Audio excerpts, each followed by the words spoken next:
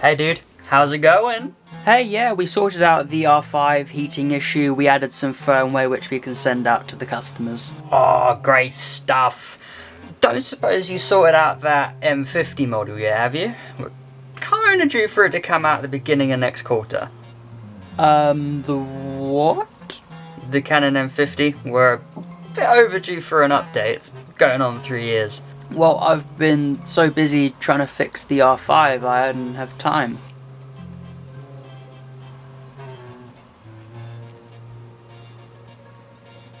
Yeah, no biggie. Just tweak the code, improve the autofocus, and that's it. Are you serious? Yep. No. Really? Did I say it, or did I say it? Alright, have it done before you leave today. We'll leave it to the marketing team to take care of. Alright.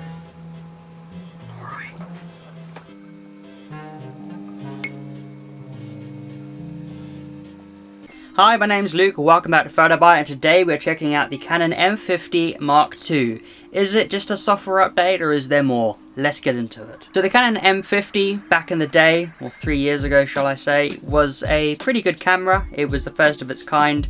Definitely kind of ticked the boxes for many vloggers out there, and from that point they won quite a few awards, apparently, in America. Not that I ever saw it walk on stage or actually, you know, accept any, but alas. So then they decided, right, now it is time to come up with the next generation. This is going to be the next upgrade, the next vlog, TikToker, blogger camera, and so the M50 Mark II was born. You have improved autofocus systems, a slight improvement on the battery, and you have a clean HDMI out for all you streamers out there.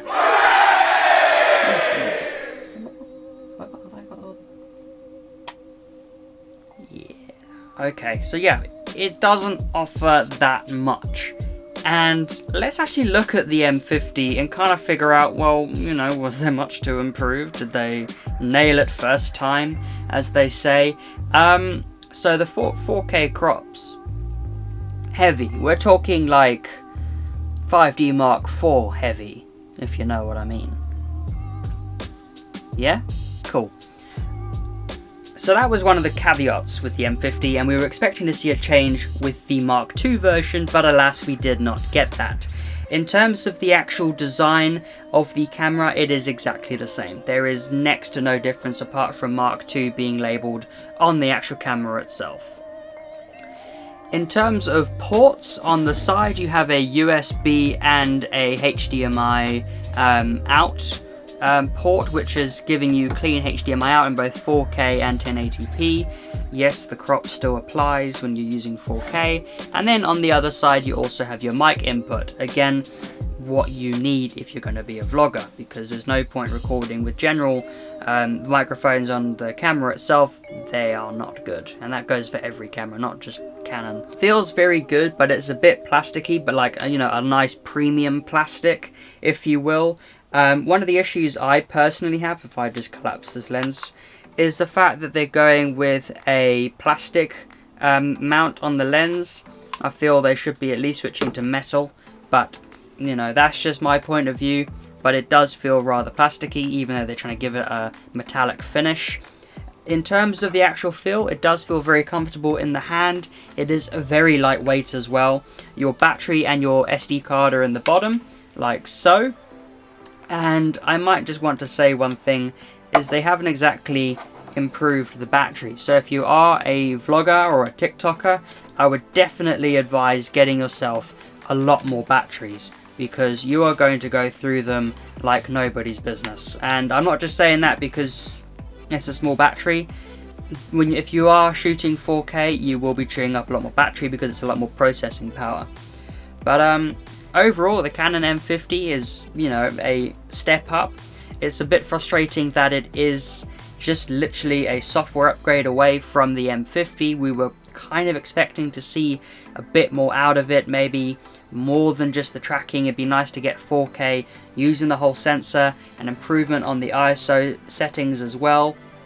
But again, you do kind of sit and wonder, well, what else could you fit into a camera that costs $699?